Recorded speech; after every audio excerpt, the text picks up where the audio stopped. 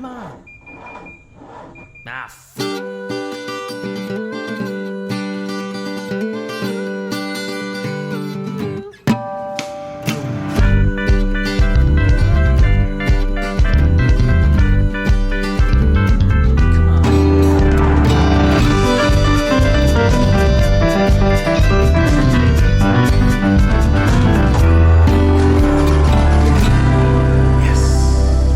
Hey, we are back, everybody. Welcome to the only podcast produced by three two-time winners of IMSA's Spirit of the Race Award. You're tuned into the Check Engine podcast.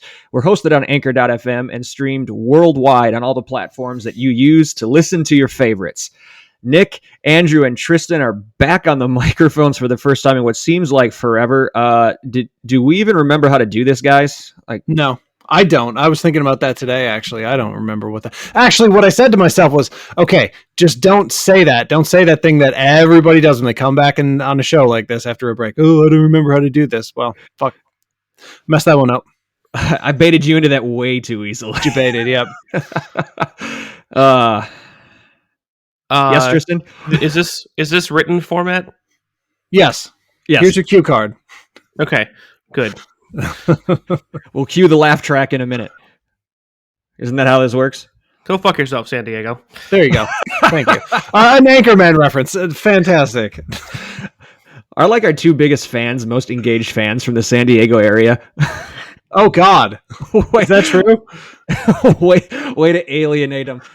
Awesome. Well, at least they know the reference. Sorry, Sean. Sorry, Evan. It's been a minute since we've done this.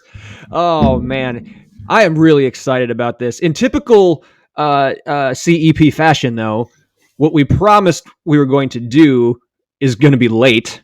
So, I mean, we're still not pros. Nothing has changed there. Yeah, that's true.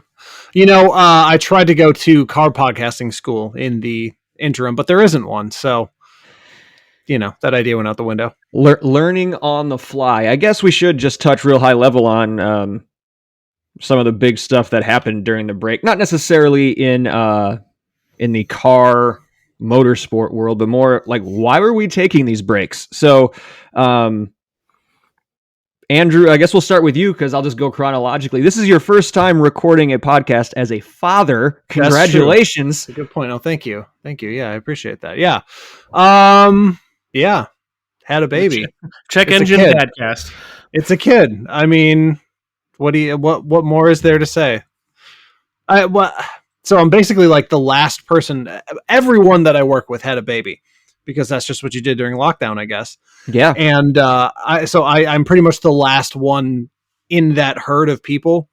So it's just been there's this thing that happens, as I was describing, like as you get closer to the birth, people stop telling you things and just say, you'll figure it out, which is actually decent advice as it turns out.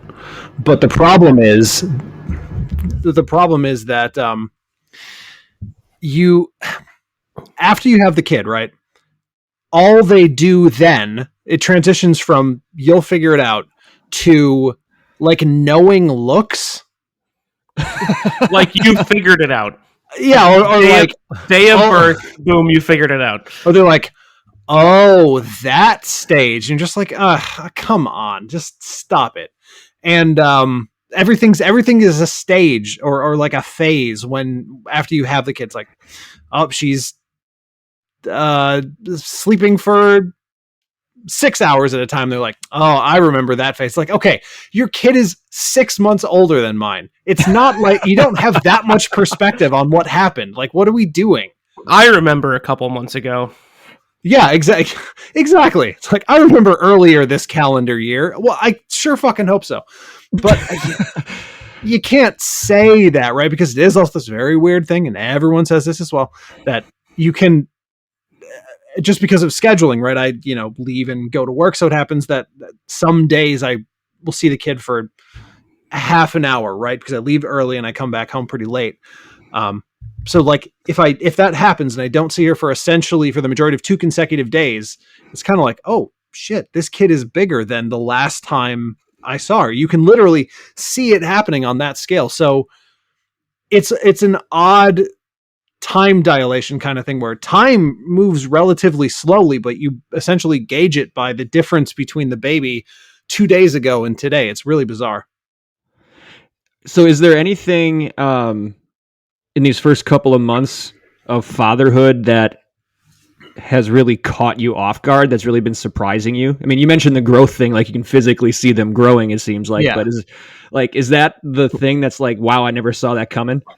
That, and also, well, I mean, we essentially have like the perfect baby, right? So there's literally nothing to complain about. We never even had to do the thing where, the baby's sleeping in like a bassinet next to your bed and you have to like keep a hand on her, right? She's been the perfect baby the entire time, has never really been obnoxious. Came in sleeping, like 2.5 hours because the newborn, but was at 4 hours in no time. It was like, wow, okay. So I guess you never want to say that it was easy, right? Because it hasn't been like the simplest thing in the world, but she's just been an immaculately well-behaved baby, which is not the case for everyone. So we've gotten extremely lucky there, which has been really great.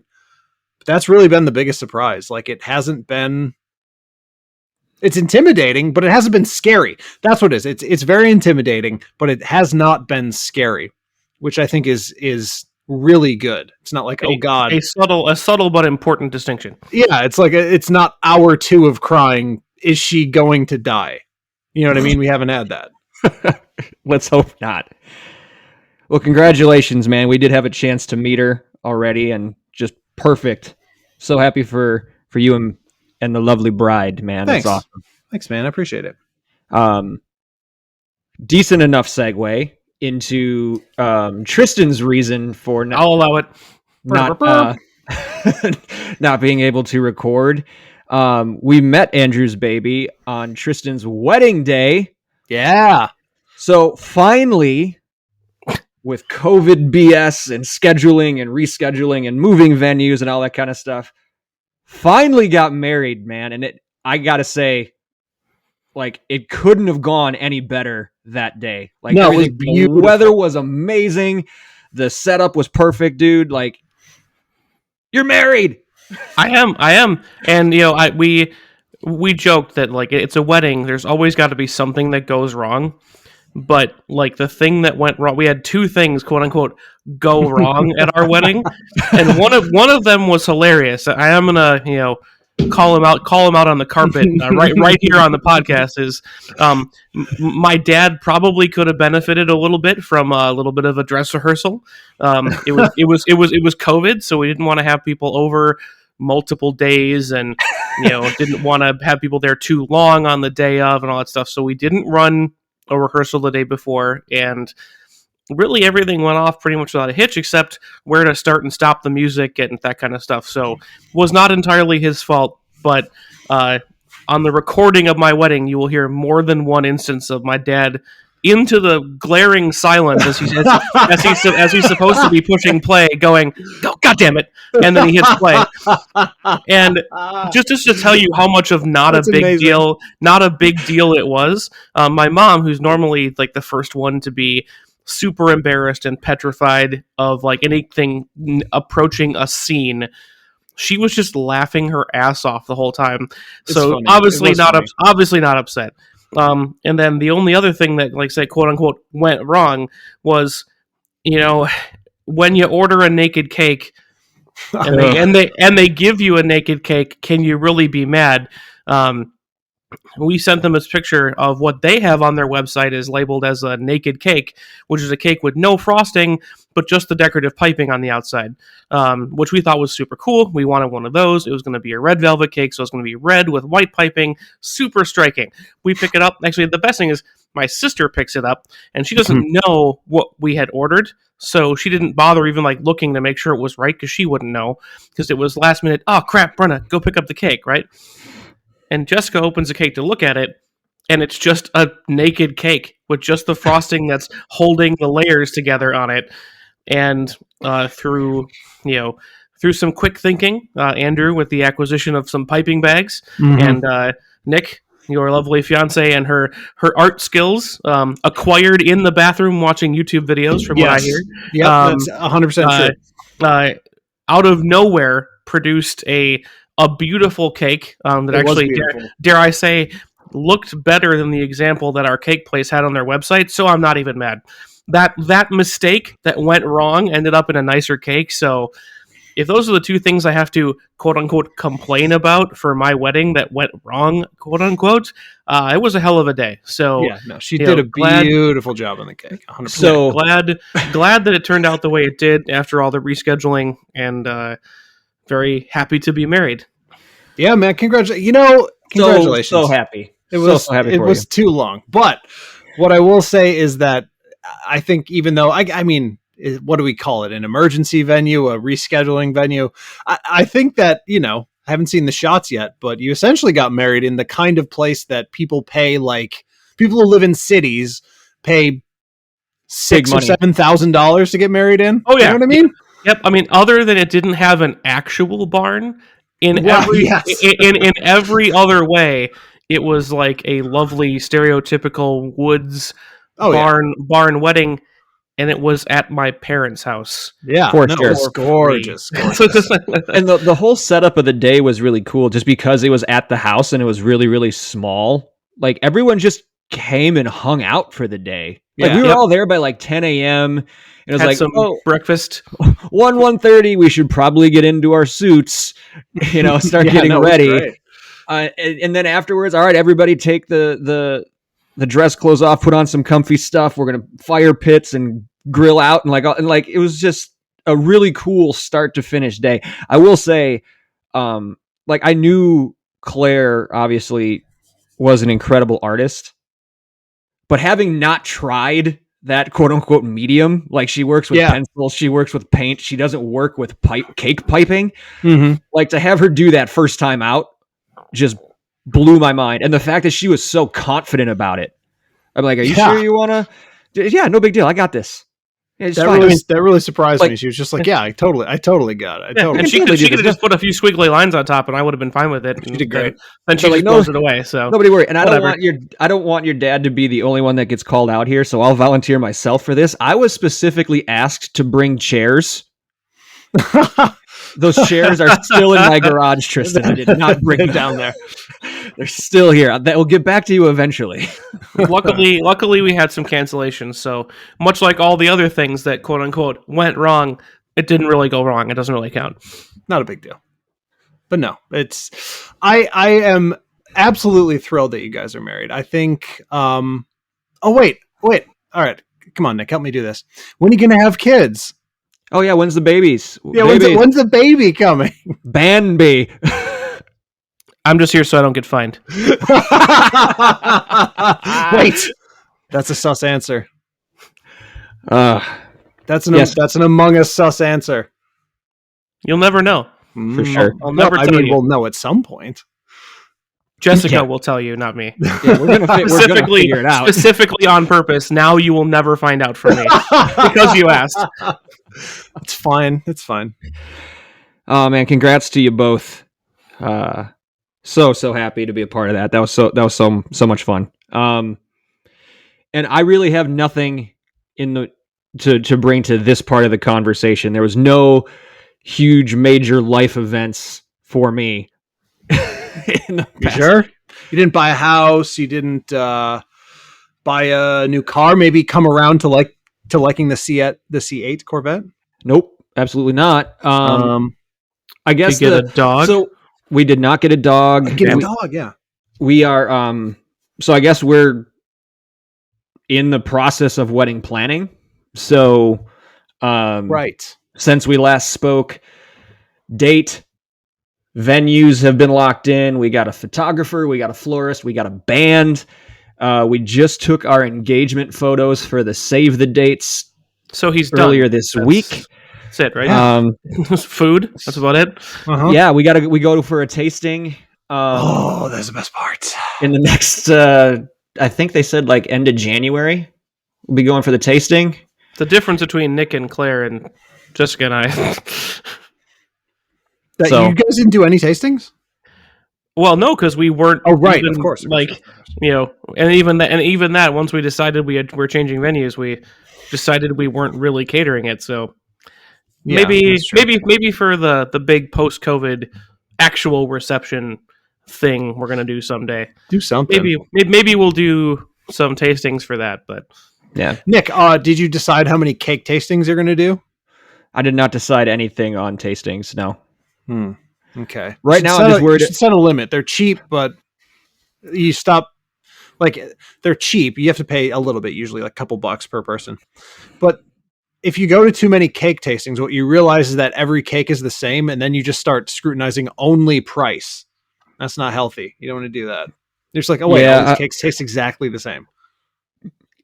Honestly, the next thing on the to-do list is once the engagement photos come back, is getting to save the dates out. So I'm just worried about like wrangling up addresses right now. That's my priority number one.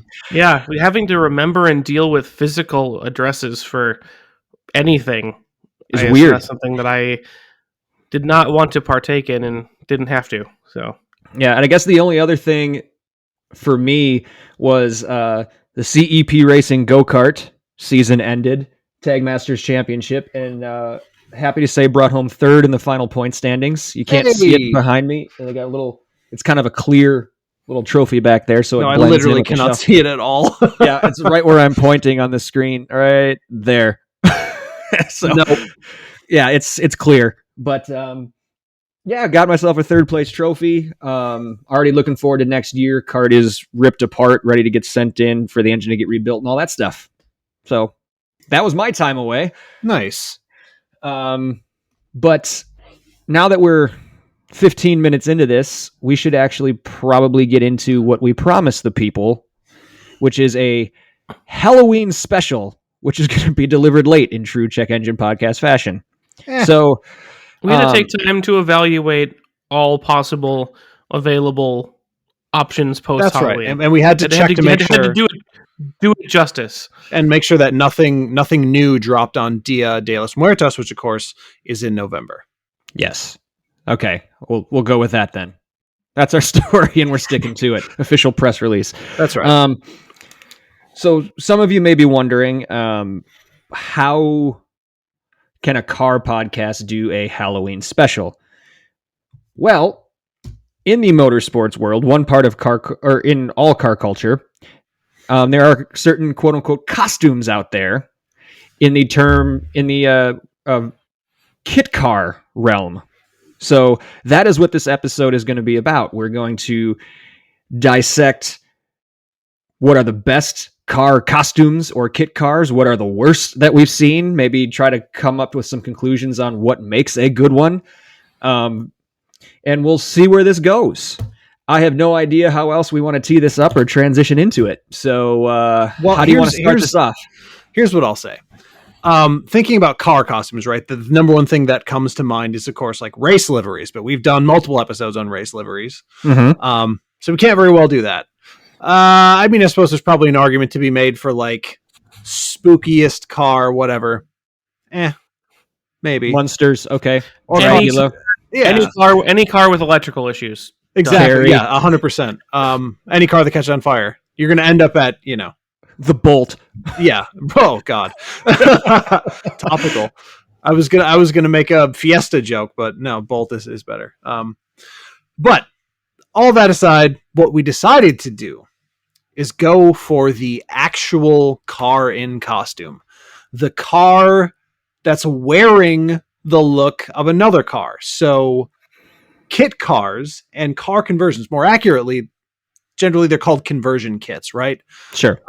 A car that started life as one thing and has now become something completely different. And since I've done all this, I guess I might as well start. Sure. Since you put in the time. Exactly.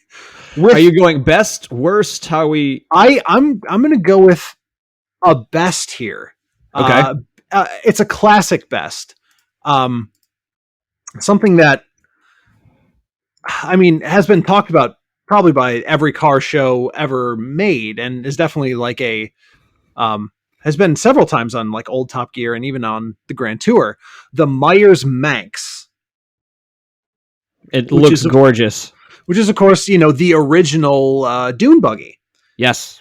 And that's, in fact, their tagline. How funny. But no, the Myers Manx was originally a Volkswagen Beetle, and I think that's essentially how they still make them. You get yourself a Beetle, you throw the majority of it in the trash, and then you buy from them one of several kits. They actually have a 2+2 that looks fantastic.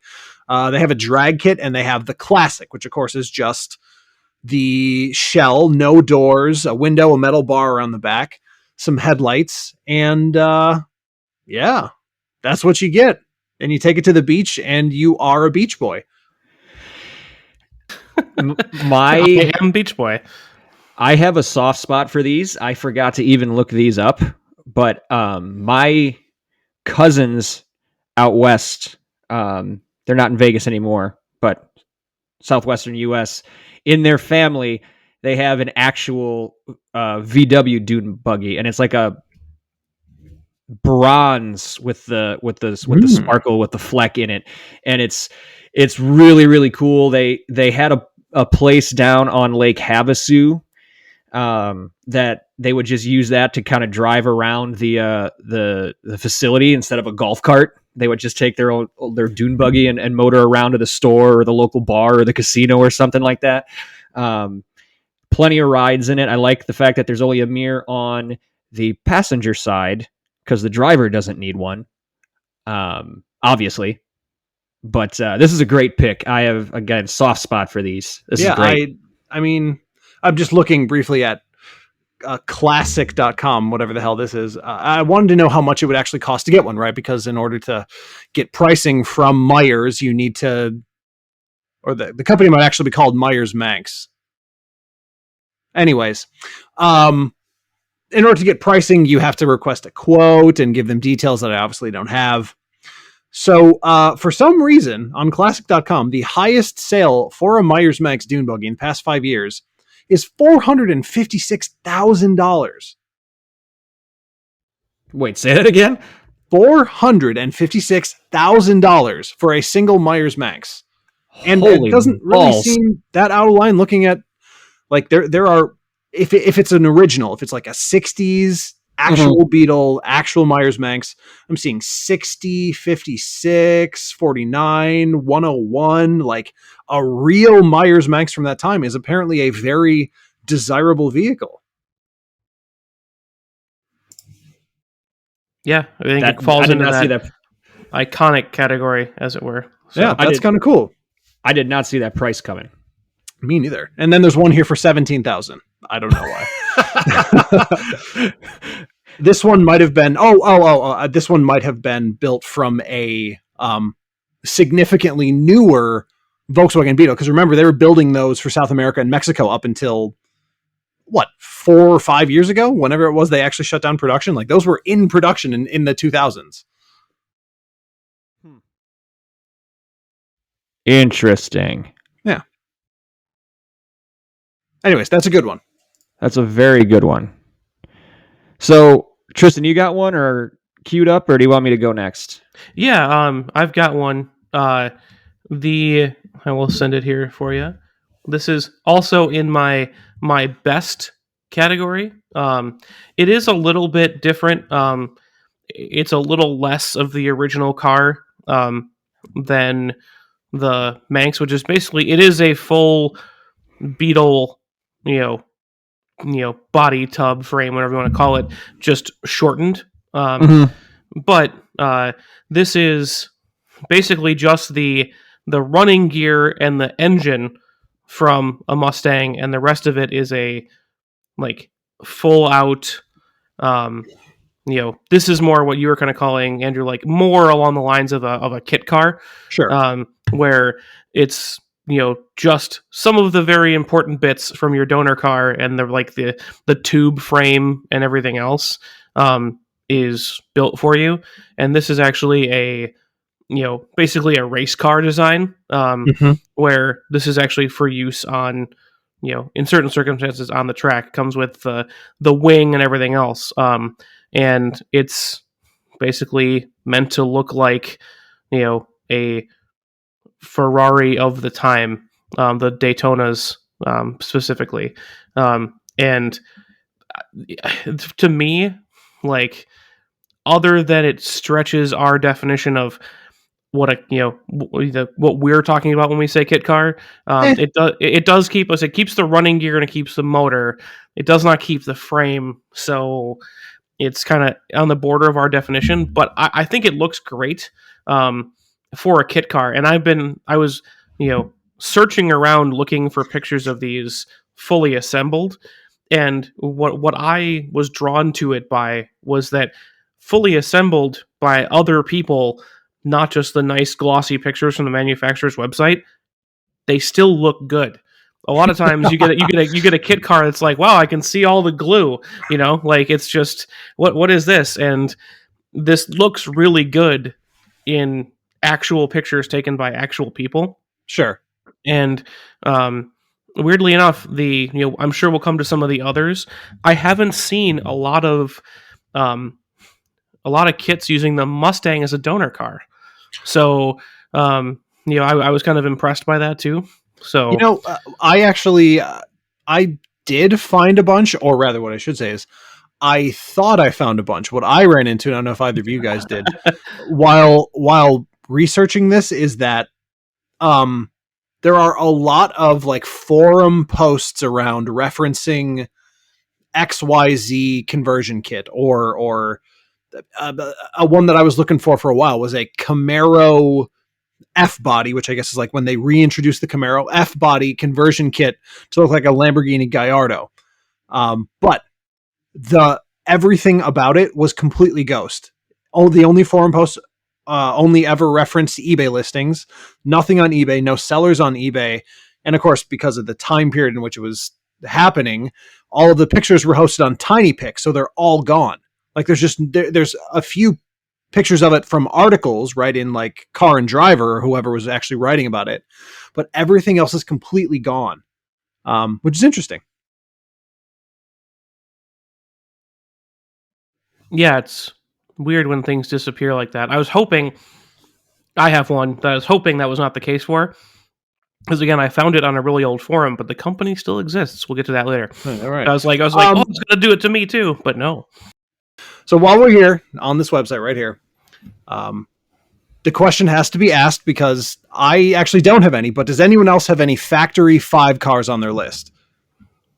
I do, and I was just going to present it next, seeing as Tristan just did one, just to get it out of the way. I have one. There you go. All right, yeah, cool. Let's hear it. They make a ton of them. A ton of, well, as Tristan mentioned, extremely high quality looking end result ones. Yes. And the one that I'm going to talk about is going up in the chat right now. So, I knew it. One of the most popular kit cars of all time is the Shelby Cobra, right? And as you can see from this photo, by the way, folks, all of these will be up on socials immediately after this podcast is launched, so you'll know what we're talking about as you're listening. But Factory 5 makes what they call the MK4, and it is a spitting image of the AC Cobra. Much like Tristan's, it's Ford guts, so you can basically Ford drivetrain, a 289 or a 302, a 351, whatever engine you want, transmission and rear end, and then they will put the Cobra shell on for you, and all in, it comes up just north of about $25,000. So, on top of the price of your donor parts. Right. Yes. But still, all in, that's not terrible to get a car that looks like that. And depending on which Ford engine you drop in it, I mean, you can go up to like a 351 if you want to. The thing will probably get up and scoot a little bit too for you. Because I have to imagine the shell, especially being a convertible shell like that, is also pretty lightweight. Right, yeah, definitely. I mean... Yeah, there's hardly anything to it. Yeah, definitely. the thing about this one, specifically the Factory 5, is that probably because of the low cost and the good-looking end result, if you think you've seen a Cobra, you probably haven't. You've probably just seen a Factory 5. Yeah. Yep. You've seen a Factory 5 Cobra. The actual Cobras are under sheets and in museums. Oh, yeah, no. They're not at your car show. That's a Factory 5. The guy who's telling you it's a real Cobra, he's lying. He bought the badges online. Mm-hmm. Yes, he did. He absolutely did. But for all of that, it does look fantastic. I mean, of course, my issue with this is just, it's like, what are we referencing at this point? No one, my usual stipulations about like people who go to car shows with Factory 5 Cobras all apply to the Factory 5 Cobra. But well, and it's funny too, yeah, so what are we referencing at this point? At this point, you're more likely, as you mentioned, just to be referencing other Factory 5 Cobras. Like, right. None of these guys who have seen what they thought was a Cobra and are like, I'll buy a kit car version of that. They're just buying a kit car version of a kit car that they saw before. Yes, exactly that. It starts to get very, very circular and very Inception-y very fast. But they do all sorts of other cool stuff. I mean, just kind of throw it in as an honorable mention, early. Like they've got, they're not all, they've got hot rods, truck, hot rod versions, but they're not all older stuff. They've got like a supercar, quote unquote supercar body that they use. They've got the Factory 5 818, which is, an unsubtle reference to the Porsche line that came in Boxster, which uses a WRX donor, actually, which is, entirely cool. appropriate for, flat, so it's they've got a really interesting range of stuff. And, from what I've seen, they just, seen these built in the wild. They look really good. So, good choice, Nick, much like my choice. Yes. Yeah. Cool. All right, we'll move on. I will now choose to do a bad one. Okay. Because I don't know. So I'll say what it is first before let's get some pictures of it before I explain why I think it's shit, as opposed to doing it the other way around. It's a car that probably a lot of people have seen at this point simply because it was in a movie. It's the Carolina Vader, or as it used to be called, the Vader G35. And it's a complete car conversion for the Infiniti G35, what are the years here? The 03 to 07 Infiniti G35. Okay. And it is, so you literally get your G35, cut the entire body away, and then put their body pieces on, essentially, right? You leave the engine, you leave all parts of the chassis, you don't touch any of that. It's just a very, very intricately designed body kit. And at the end, you get a car that looks hypercar adjacent, I suppose. But the problem with this is that it's cringe. And it's cringe because this car was in Suicide Squad. And it was the Joker's car. Really? And the other thing is, even if you take that completely out of the equation, this body kit looks incredibly aggressive, and it might even look cool. But because you used a G35 as your donor car, if you have the powerful one, you end up with right around 290 horsepower, which I guess is a decent bit, but it has a square steering wheel, and it has like these swooping lines and an almost scandalous to say, I know, but an almost Bugatti-like swoop to the front. It's got a big old gawping mouth, and 300 horsepower. Okay.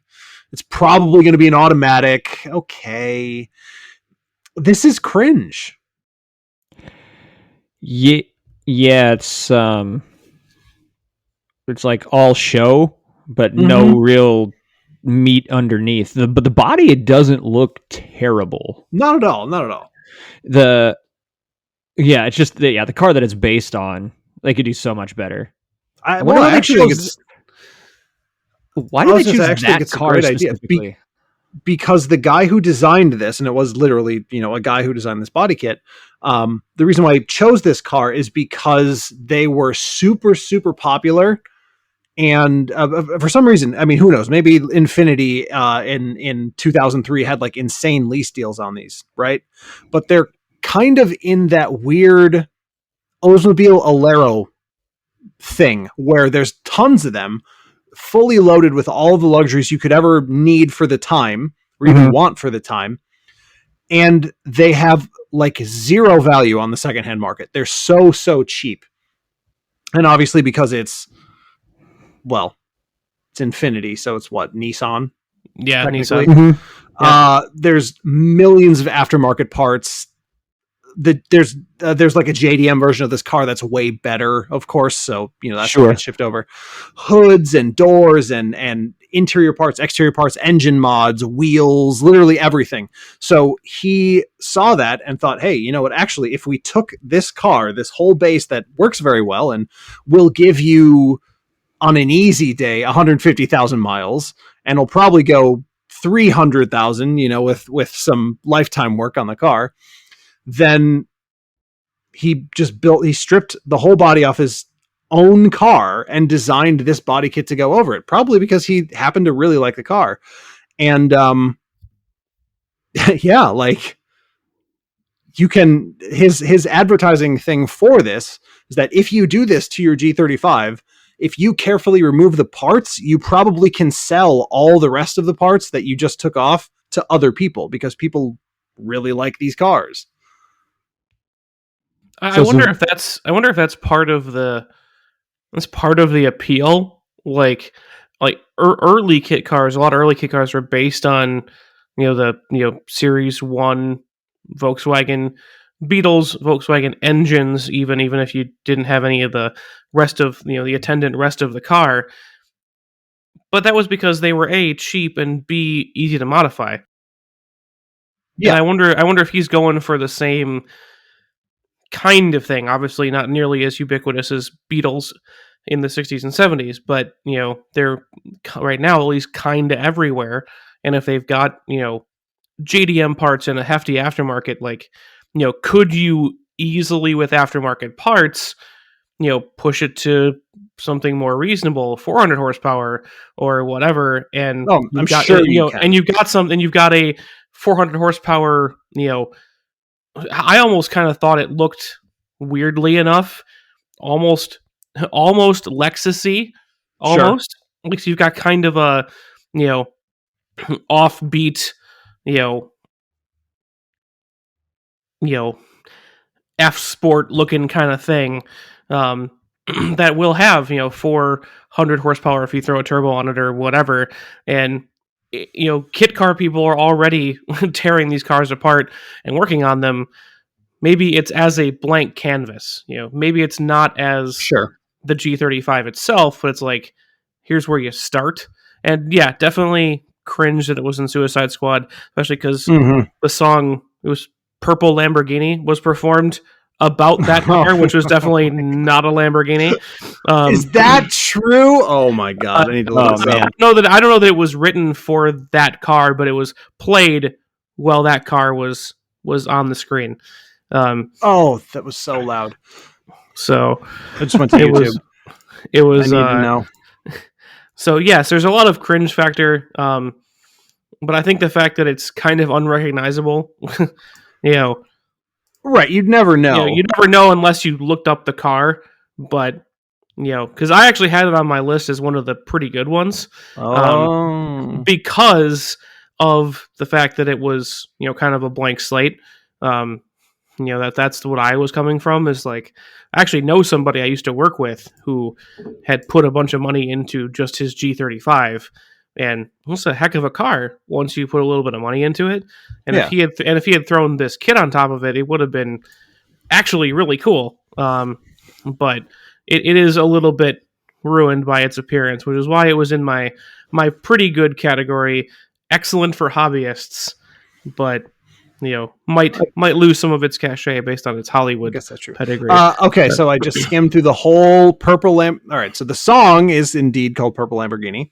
Skrillex, if you can believe it, and Rick Ross. In that entire music video, there is not one Vader, and there is not one Lamborghini, but there are a lot of lowriders. No, I thought it was in the film. It's in the movie. Probably.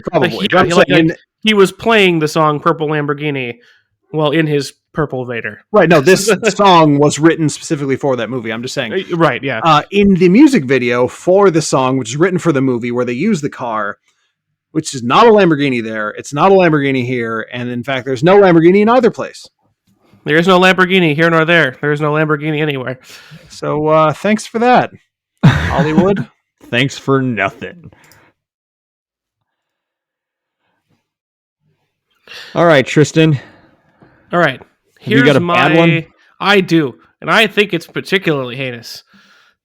So, okay. It's bad.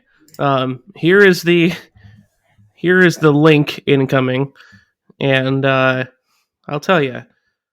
Not only is the whole idea bad, the execution is bad. And why is it frowny? And oh my god! Here's the best of the worst. Oh my god! That I could find for this car, actually, with a picture online.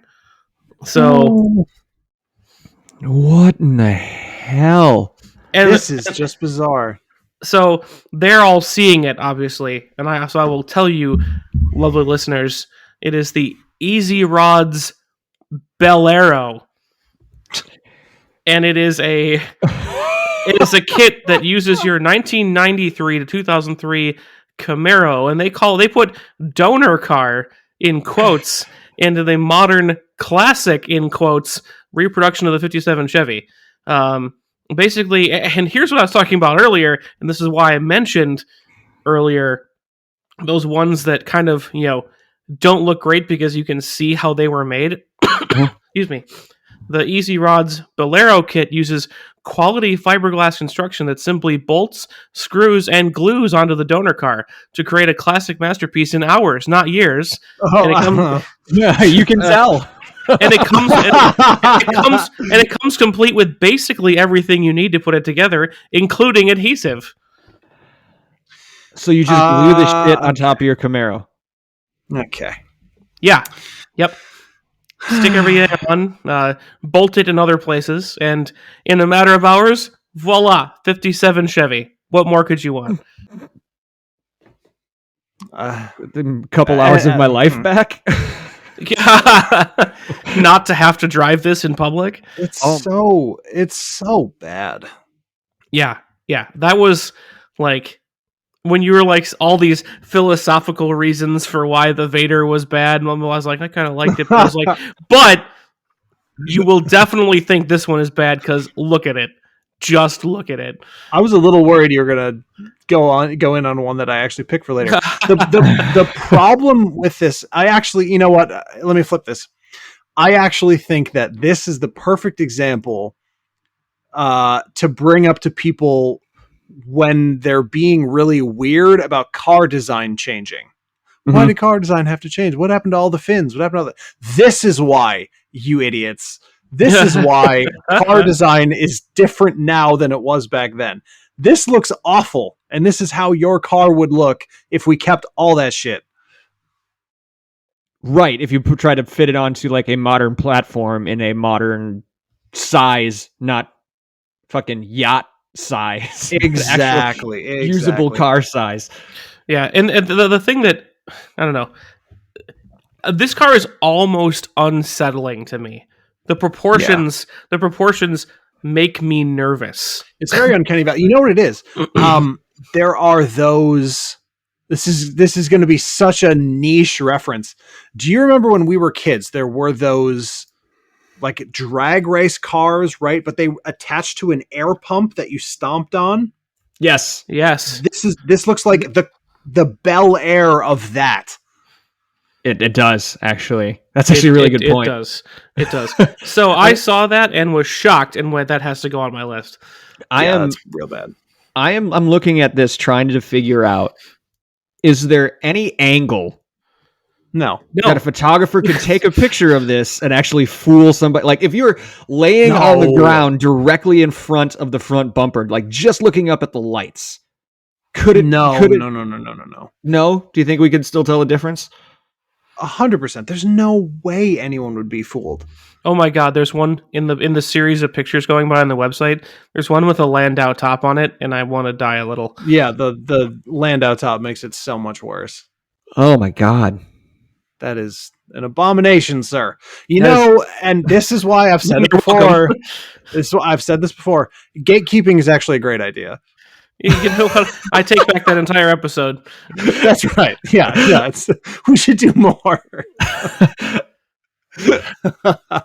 Wow. All right. Oh no. So I'll present a bad one as well. I went a little bit different direction than you guys. I didn't go with like a company like Tristan. You presented Easy Rider, Andrew the Vader. Like this is just one that I found that was literally, I think some guy tried to make himself. I don't know. You're just going to bully a man here? Yeah, I'm going to bully somebody. Is it the Russian Cybertruck? It is not the Russian Cybertruck.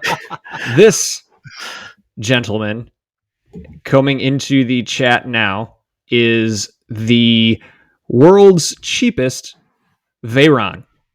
Oh, God. I mean, yeah, you could call it that. It is that. Do you guys want to take a guess at what the underpinnings of this is? Do you have a second picture? I don't. I only have Tiburon. One. It is not a Hyundai Tiburon, but that's a good guess, though. You're in the ballpark. I'll say that. Genesis Coupe. No. It's got to be older than that. It's smaller than that too. I don't know. Is it a Yugo? No, it is. It is a. This is a Russian. It's a Honda Civic. Oh, it is a Honda. The Del Sol in the back. Is it a Del Sol? Yeah.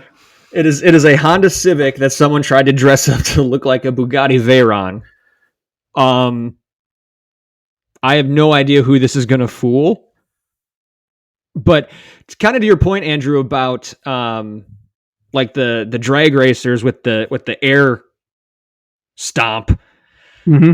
This looks like, again, like one of those like really cheap toy companies. Like you find them in like, there's like those stand-up racks at like a Walgreens or something like that, or it's like, $1.50 for the car and it's really cheap plastic and they don't have the rights to anything. So they just kind of make it sort of similar so you can maybe kind of tell what it is. But it's the Bugatti Veyron.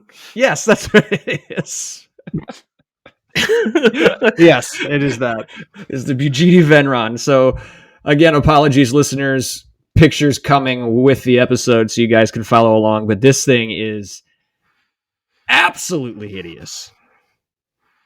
Just, I don't know who looks at that and is like, yeah, that's a great idea. Yeah, one of those, please. Yeah.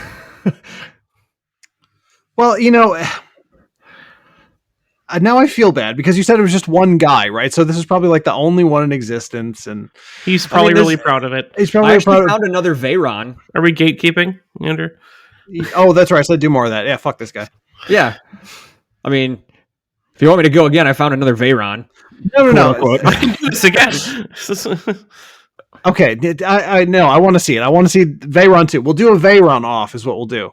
Here's the next Veyron. This one is not based on a Civic. It is based on another relatively cheap car. Let's see if we coming can at you, boys. All right. This one actually looks a little bit better, but the bar is super low, and it is not loading into. Oh, here it comes. There you go. That's not better. I think it's a little bit better. You lied. It looks very sad. It looks incredible. Oh, the poor guy. Give him a cuddle. So this one is based on a Mercury Cougar. Of course it is. God damn it.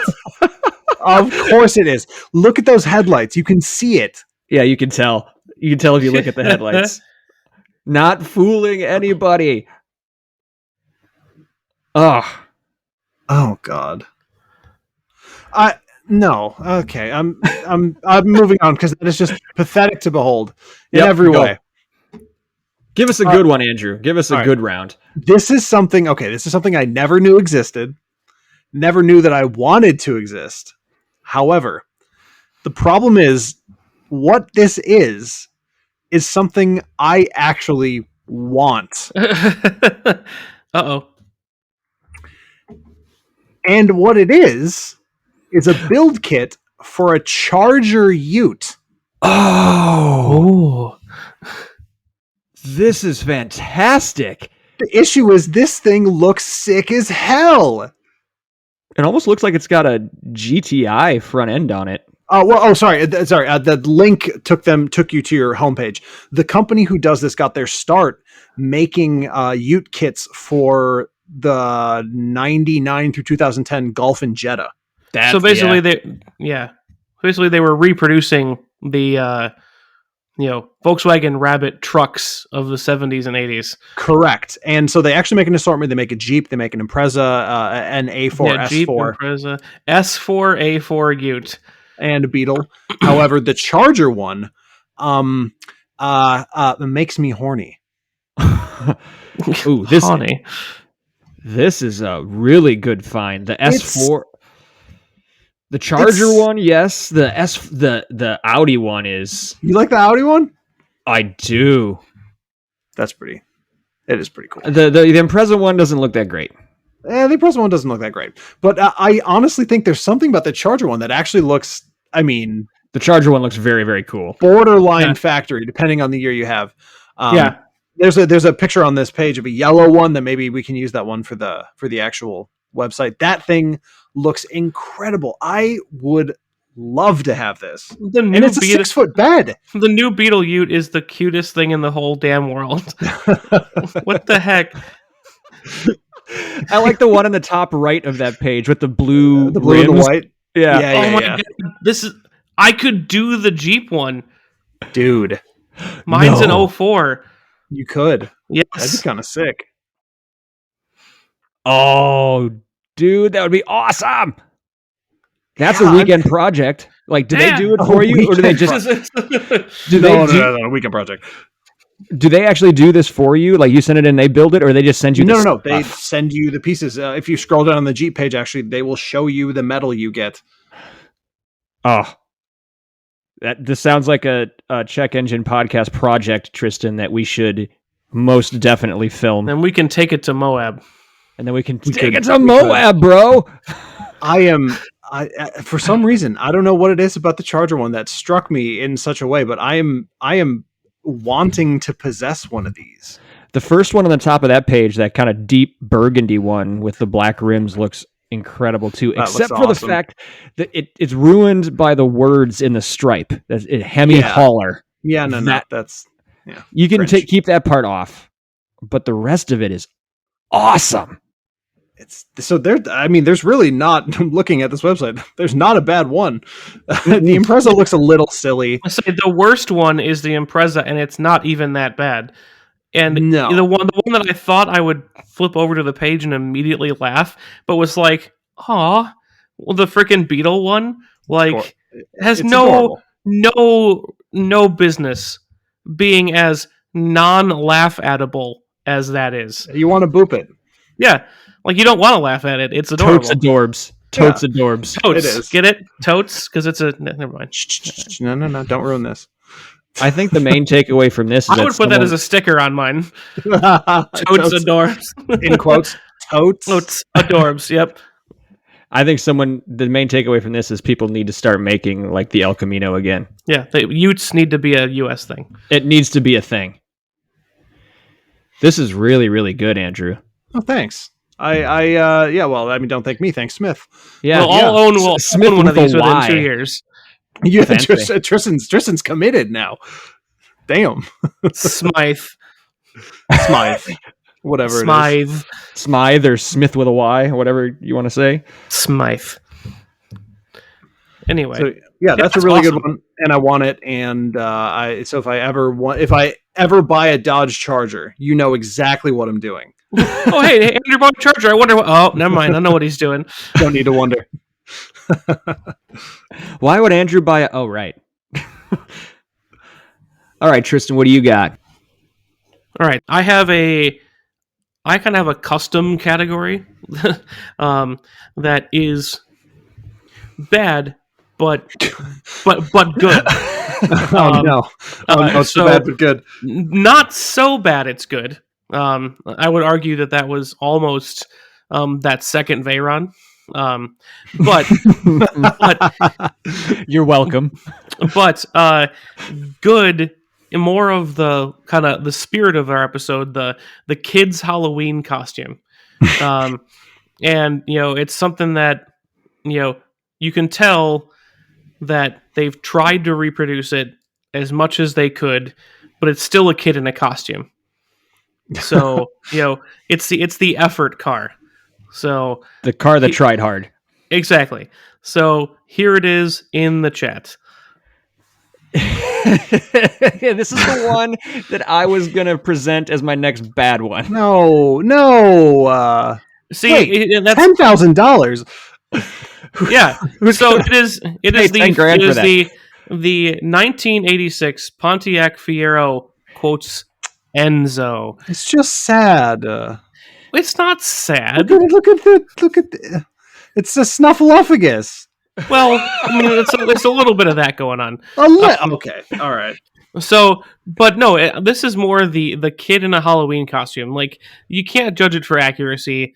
Like, for example, you've got your kid who's Iron Man for Halloween. You're not going to put your 4-year-old, put him on stilts, and then bolt him into a life-size, screen-accurate replica of Robert Downey Jr.'s, Mark V Iron Man armor.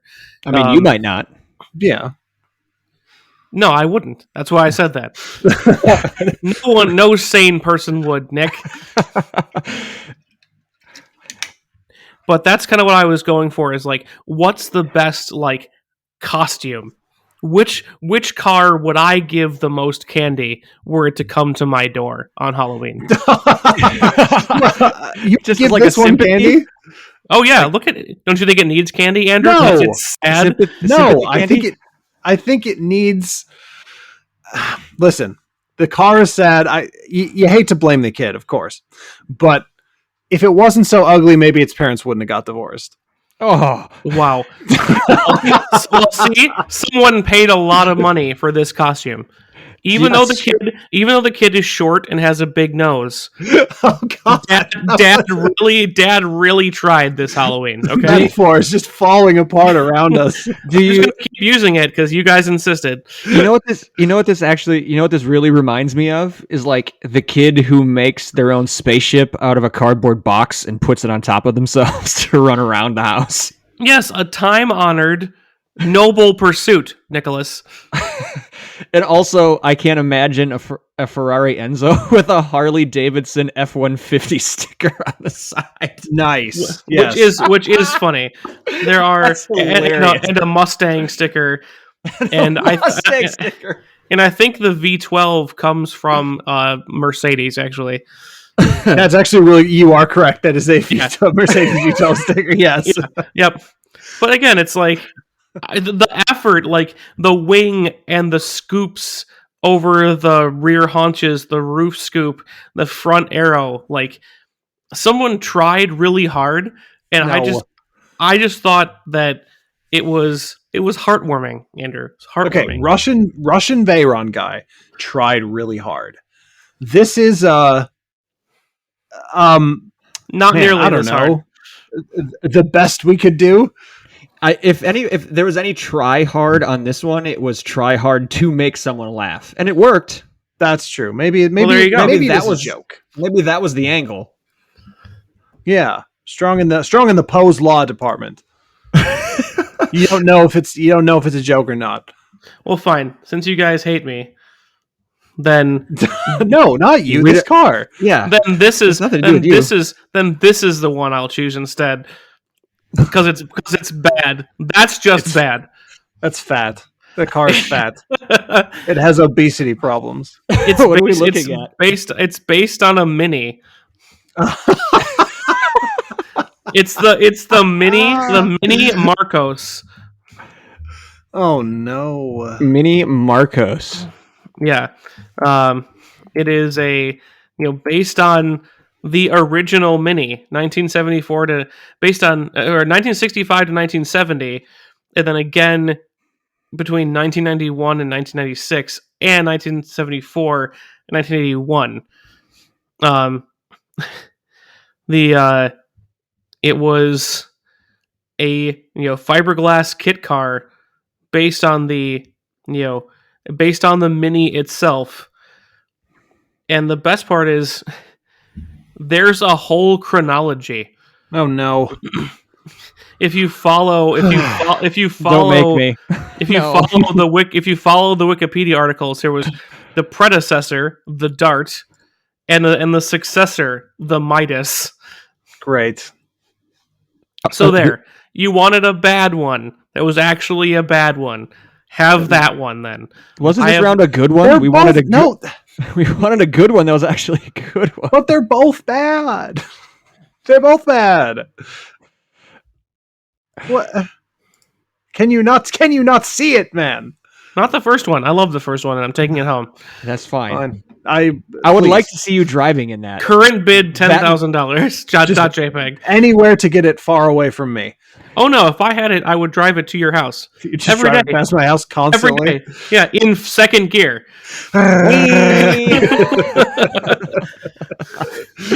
It would be comical, Tristan, to see you in it.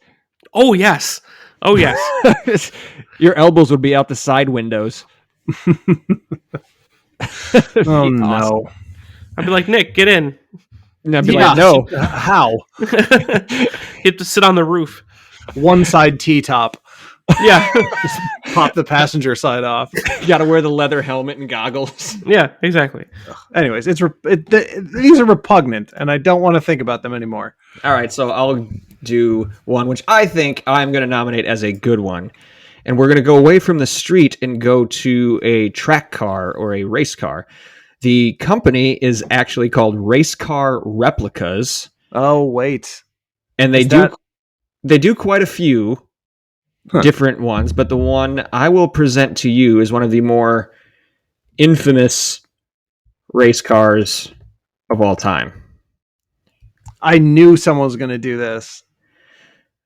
So Race Car Replicas does the 962, they do the old Jaguars, they do a few, but of course the 917 is where we have to bring them into our fold here. I mean, from the looks of that, I mean, they put UPC on the side instead of an actual number, which is weird. And obviously everybody goes with the Gulf livery. You don't have to, but No, you do. But this looks pretty spot on. The car is built around a small block Chevy, but it has enough room in the back where if you have a different engine that you want them to throw in there for you, they will. They said one of the more popular quote unquote upgrades is the V8 from the Porsche 928 GTS. So it's a Porsche motor in a Porsche kit car. I think it doesn't give me a price. Well, it's not $20 million, Yes. which is the last price I saw for purchasing one of these. A Right, real Actual 917. one. Yeah. So I think this is awesome. Absolutely awesome. And the fact you can get it for less than $20 million is a big bonus. It's a very low bar, but yes. If you can only get it for 10, hey, you're coming out ahead by $10 million, right? Right. Absolutely. So yeah, let me look up the website here. What else do they have? They do the GT40. They do the 917. They do the D-Type. Ooh, they do the 962 Porsche. Oh, that looks pretty sweet too. Yeah, they do a few of those classic Le Mans endurance racers. I feel like this is like even worse than the Cobra. Like, what are we imitating? I don't know. We're imitating a 917. I know, but no one who would, well, maybe the people who would build it now, but surely the next generation of people who will build this have never even seen it. They've never even seen the thing race. They probably haven't even seen the footage of it racing, just like stills. You know what I mean? It's just like,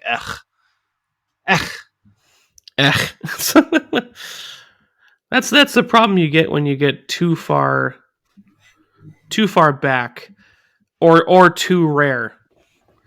Like when you've got a kit car of something that's too rare.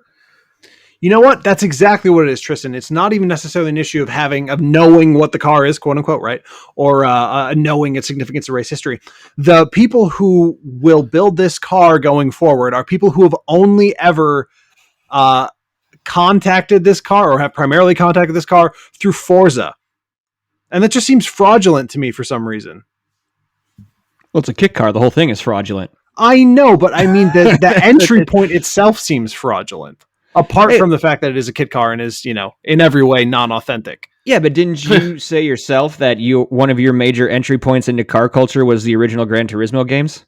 Like, it doesn't matter how they develop a love for it? Yes, and here's why. Because at the time where we were playing the Gran Turismo games with the liveries on those cars, with the Lancers, with the WRXs, those cars were actually racing then in the world. This car hasn't raced in 50 years. So? What do you mean, so? You just asked me what the difference was, and I told you. What do you mean, so? Yeah, but but you still know about it just because you didn't see it in person. No, but I'm just saying you can consume it in different ways and you can still like it. But it's the difference between the car actively being in the world that you exist in as a person, which is what those Lancers were at the time, right? And a car that your dad barely remembers. That's all I'm saying. Okay. You asked what the difference was. I just told you. I know. Okay. Okay. That's fine. I don't buy it, but if that's what you want to go with, that's cool. I was poking around the race car replicas website, and they worked with Robertson. I don't know if you saw that when you're looking around under their like custom projects. I did not look at the custom projects. Yeah, they worked with Robertson Racing, and they did. They fabricated a lot of parts for them because they were the old ALMS GT40s. Yeah, because they were racing those old Ford GTs way longer than they were being made. So they turned to these guys to replicate parts for that car when they would bend up the chassis or whatever else, which is cool, actually. That's not bad. Not bad at all. So that's my pick. I still think it's great. Before we get into what could probably be our final round of this, I think so. You guys remember off the top when I said we may have forgotten how to do this? Yeah. Up until this point, we forgot to tell folks how to get a hold of us. So before we do our final round, just to let you know, we don't want you just to listen. We want you to interact with us, and there's plenty of ways that you can do that. You can find us on Facebook. If you search Check Engine Podcast, Andrew patrols Twitter for us. Andrew, where can they find us on Twitter? Check Engine Pod. Wait, yes. At Check Engine Pod. That is, it still is, yes. And Tristan, where can they find us on Instagram? They can also find us on Instagram at Check Engine Pod. So be sure to like, follow, DM, share, post, reach out how and when you can. You can ask us questions to answer on air. Let us know what you like or dislike about our episodes. Give us ideas for new topics, all of that good stuff. Thanks in advance. Now, Andrew, turning it back over to you. Final round of car costumes. Good or bad are we going this time? Well, I think good, right? That's only right to end it good. There's one I just want to mention because I think it's super interesting. I didn't know it existed and didn't know that it needed to exist. I'm just going to put it in the chat here, and hopefully it pops up a picture of the car because that's what's important. Damn it doesn't. But on this page, you will find images of a car that you think you recognize, yet you do not. It is a lie. This looks like a Caterham. It is not a Caterham. That is a Mazda MX-5. Shut up. Is that not kind of cool? That is very cool. Like maybe even cooler than a Caterham? It's also made in the UK, but I don't know if I'm willing to go that far yet, but damn. That's pretty sick. That looks awesome. Yeah. But that's great. Love that. Didn't know it needed to happen.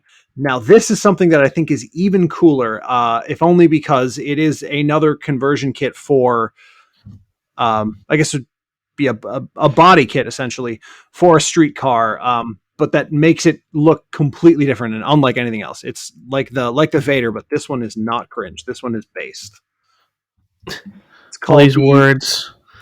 It's called the Pandem Mazda. It's for the RX-7, the FD, the Boss Kit, and this looks like a car. I mean, I don't know. It looks like some kind of old timey street racer from the future. Like this is. It looks like a SEMA build. It does. I just think it's so cool. Like there's retro flair to it. It obviously has the shape of the RX-7, which is beautiful. Yes. But it has the front of like a muscle car or something. Oh, I love it. It's got the rear view mirrors positioned out over the front fenders instead of right next to the A-post. Which is very Japanese. Very cool. It is very Japanese. Yeah. $4,600. Not awful. Not really. No, and I'm assuming they just send you the parts and pieces. And you gotta build it yourself. And you gotta paint it yourself. I'm just assuming as well. I think that looks really, really cool. Yeah. In like the Forza Horizon games, there's like special Horizon Edition cars, Tristan, right? Mm-hmm. Yeah. This would be that. And it even has like the pictures has the Hoosier tires, and in the Horizon games, it's got like Horizon written on the tires. I mean, come on, yeah, you can't say no to that. I wonder if the one in the picture was just already caged, or if the cage is a part of the kit. Am I missing something? It doesn't specifically say. That might just be the one they already caged. Yeah. Let's see here: bumper, front lip, engine hood, side skirt, grille, ducktail. Fenders, diffuser, grill. Yeah, no cage. So the car they just used for that photo must have been pre-caged. But yeah, people with RX-7s be caging them. Be caging. What is this one now that you're sending? Ooh, the Pandem A86 Sprinter Trueno. So I'll be honest. I didn't actually look at their other kits because they weren't as total in terms of the conversion, but they make cool shit. This is all very JDM looking, extremely JDM looking. Mm-hmm. Obviously based on the JDM cars as the underpinning. So of course, but it's just like the style of them is very that. Even the one for the Corvette. Oh, they have a Corvette one too for the C8. It actually looks kind of sick. Really? The squared fender flares over the tire, that's actually squared off over a circular tire. That's actually kind of cool. Oh, there's the picture on their on the header of the website. Oh yeah, Pandem C8 Corvette, there it is. Wow. Yes, very JDM. Mm-hmm. Yeah, this is all Tokyo Drift stuff right here. Tokyo Drifty. Yeah. It is that weird mesh of future and past that. I mean, you don't want to say it's iconic, but it's definitely indicative of like JDM street culture, at least from what I'm familiar with. Midnight Club stuff. Definitely. Yes. Midnight Club. There you go. Yeah, I would agree. That was a good find. Thanks. The MX-5 Caterham though. That's crazy, right? Wow. That is really cool. Yeah, I think that's pretty interesting. Not a bad ending. No arguments from me. Tristan. All right, so the trying to see, yes, the blackjack cars, and they use this term pretty loosely. I'm gonna try to see if I can find a better website. Here we go. So they decided that, and they've been doing this since like the early 90s. Okay. They brought back this earlier than the actual company did itself. Whoa. Oh no! Tripe? No! Yeah. Oh, Tristan, what is this, and why is it ugly? Yeah. So this is actually in my bad category. This one's got a penis nose. As much as I love, in a weird way, those Morgan three-wheelers, that's entirely what these drew inspiration from. And it does not look like it. And then made it pornographic. Like it's just uncomfortable. And like first, because the problem is they tried to do this. Kind of has, in my opinion, all of the like classic kit car stuff. It's reproducing badly a not very popular in the first place car, and then using a Type 1.6 liter VW motor with a bunch of like modifications done to it, because you can't ever just put the VW motor in because they make like 8 horsepower. Right. Yeah, exactly. So it's it's this, they were doing this stuff in 1995, and it's using a Type 1 VW motor, the gearbox from a 1970 to 1972 Beetle, and then the front suspension pieces are modified but based on a GTI. Look at it with people in it. Look at this picture of it with people in it. It doesn't make it better. It makes it 100 times worse. Yeah. So this is a bad kit car. This is a very bad kit car. Because it's also like, arguably, even the far better done version that Morgan actually made itself, that kind of has like a World War II warbird kind of feel to it, with the pipes down the side and everything else. Like, okay, you can see what they were going for. This has all of the joy of a mid-90s automobile combined with all of the weirdness of a Morgan three-wheeler, but minus any of the nostalgia for the actual Morgan three-wheelers. Yeah. You're right. I just think that like maybe this is a hot take, but I honestly feel like the RAF rondels on the Morgan actually makes them, in terms of the paint design, worse than this. I mean, obviously this thing is a million times uglier and stupider, but well, there's so many ways you can do the Morgan. Like, yes, you could put the roundels on. You could also put like the tiger shark teeth on the front if you wanted to, and too. That's like, worse. But you could go that far. I'm saying, like, there's all sorts of, you could just paint it a nice silver and have visible rivets and be like, it's kind of airplane-y. Or you can actually put tiger shark teeth on it and go, it's a fighter plane. Like, it's because they allowed customization. You could make an ugly Morgan three-wheeler. But this just is. No matter what you do to it. The guy retired in 2013. No. Blackjack guy? Richard Oakes, designer and maker, retired in June 2013. Since that time, Blackjack Zero kits have been unavailable. If you wish to make contact, phone number or email So maybe he's just looking for the right person to go for one last ride. Contact me if interested. I'll know you when I see you. Exactly. Oh, man. Heinous. Yeah, awful. Appalling. God Proud awful. builder. There's a proud builder. I'm on the gallery page now. You can't stop me. Can't stop, won't stop. With goozy power. Ooh. About Why? midway down that gallery page. Midway down that page, Andrew, on the right side, there is a red one facing straight at you. It looks like a mantis or something. It does. Yeah, no, it's very insectoid.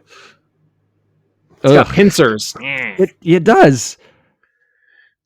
Why? I don't know. Anyway, I'm going to end this. Wrap us up, Nick. I'm going to end this with a car that I think is, for a kit car, pretty well done, actually. And it also has a pretty cool little side story, which I will mention in just a sec. First image coming in the chat now.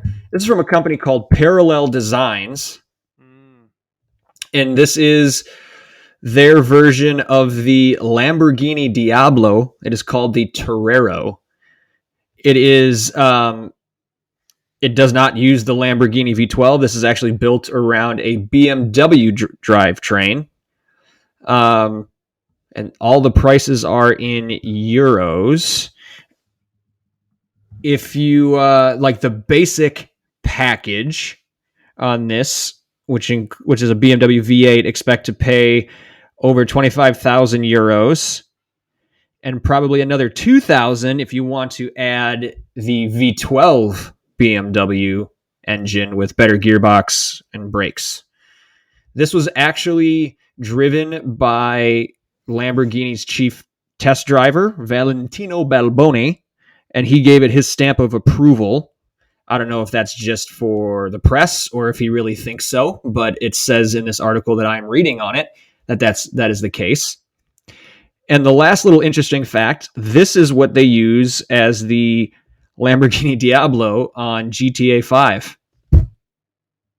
That's coming in the chat right now. $998,000 on Gran Turismo, Grand Theft Auto 5. You can get the Torero. So there you go, folks. This is interesting. This one actually made a video game. It's famous. Yeah. Cool. So, but in terms of like the actual car, this is essentially donor parts on all their chassis, body, blah, blah, blah. Yes. Interesting. Mm-hmm. And again, BMW drivetrain base. Right. Yeah. It's funny, in the article when I looked it up, it also said Rover V8 based. So. Cringe. Huh. Well, all right. Apparently you had options. Man, first episode back. There it was. It went okay, I think. We're a little rusty. We'll get better. Yeah, we'll get better. We've been saying that for 4 years, but we'll get better. Then we'll get back to that level where we were still aiming to get better. Yes, we'll get better, and then we'll get more better. Yes, exactly. Yes, but the first and possibly only Check Engine podcast Halloween special featuring car costumes is just about wrapped up.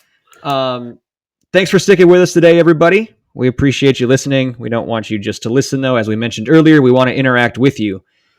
Outside of the socials, you can always leave us a review on whatever platform you're listening on, preferably a good one, and or hit that subscribe button. Doesn't cost you anything. You'll get notified of any new content that we put out.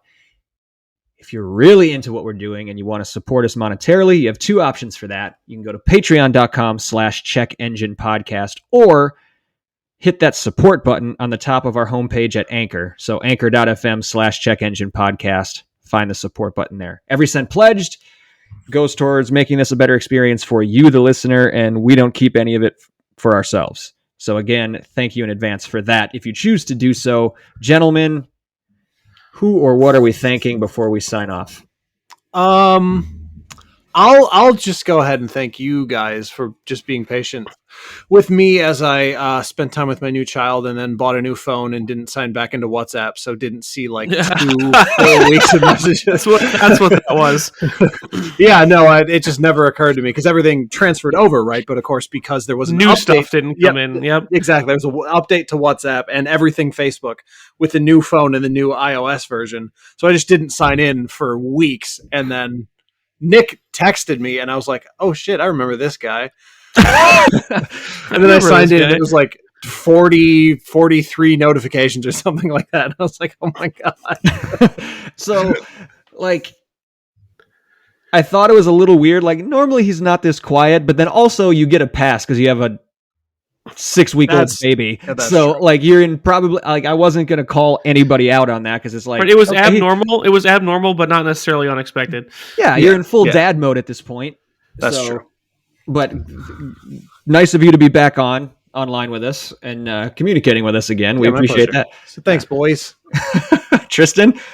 Yeah, in the same vein, I'd like to thank both you guys and all of our lovely listeners for giving me some space while I was getting ready for my wedding, getting married, going on my honeymoon, and then subsequently, because I went to Florida, catching coronavirus. And then I had to spend 10 days in COVID jail. I'm doing well, but also I was unable to record until now. So thanks everybody for bearing with me and supporting me during this troubling time. No problem. But, yeah, but we're back. So hey, Yeah, we're back, feels baby. good. I would not like to thank Tristan for delaying this return episode. Fair. But I would just like to thank